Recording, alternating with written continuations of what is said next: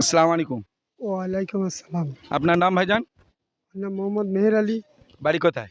দক্ষিণ মাটিকুমড়া। আচ্ছা, আমরা একটা কুইজ করি, ইসলামিক কুইজ, ঠিক আছে? জি। একটা প্রশ্ন তোলেন তো। বিসমিল্লাহির রহমানির রহিম। হ্যাঁ, আল্লাহর নাম করে তোলেন দেখি। আচ্ছা, দেখা যাক আপনার কি প্রশ্ন অপেক্ষা করছে। হ্যাঁ, আপনার খুব সহজেই পড়েছে।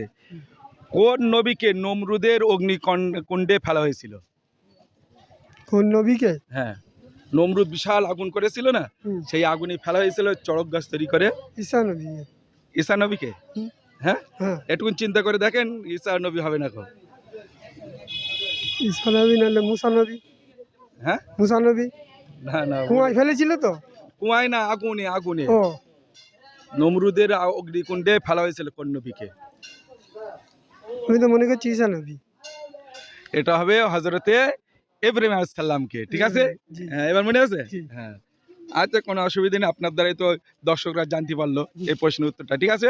এই আপনাকে একটাই শর্মা দিলাম, ঈদের সময় আমাকে খুশি আছেন? খুশি। আলহামদুলিল্লাহ।